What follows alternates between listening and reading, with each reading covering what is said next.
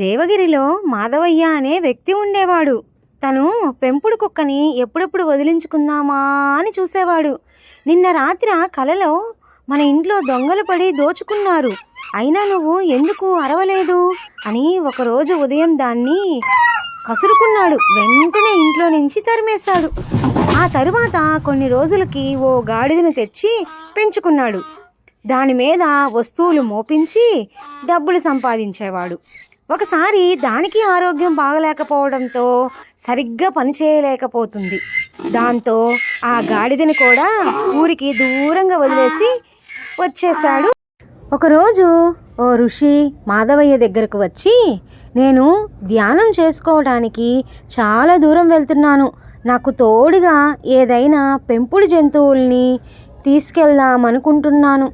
నువ్వు కుక్క గాడిదను పెంచుకుంటున్నావని విన్నాను, వాటిని నాకు అప్పుగా ఇస్తే కావాల్సినంత డబ్బు ఇస్తాను అన్నాడు.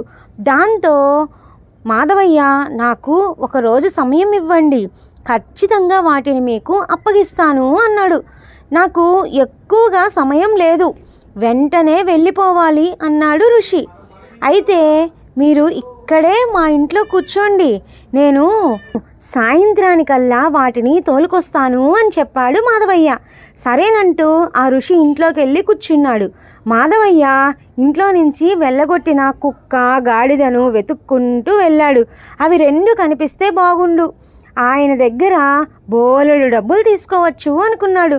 కానీ ఎంత వెతికినా లాభం లేకుండా పోయింది. ఇక నీరసంతో ఇంటి బాట పట్టాడు. ఇంటికి వచ్చేసరికి ఆ ఋషి లేడు, ఇంట్లోని విలువైన వస్తువులు లేవు.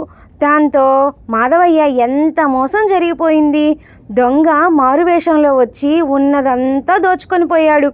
కుక్క గాడిదతో ఏ ఒక్కటి నా దగ్గర ఉన్నా ఇలా ఇల్లు వదిలి వెళ్ళటానికి పోయేవాడిని కాదు కదా, సాకులు చెప్పి మరీ వాటిని తరిమేశాను, ఇప్పుడు ఎంత నష్టం జరిగింది అని బాధపడ్డాడు. ఈ కథ వల్ల మీరేం నేర్చుకున్నారో కామెంట్ చేయండి. నచ్చితే సబ్స్క్రైబ్ చేసి లైక్ చేయండి. Thank you.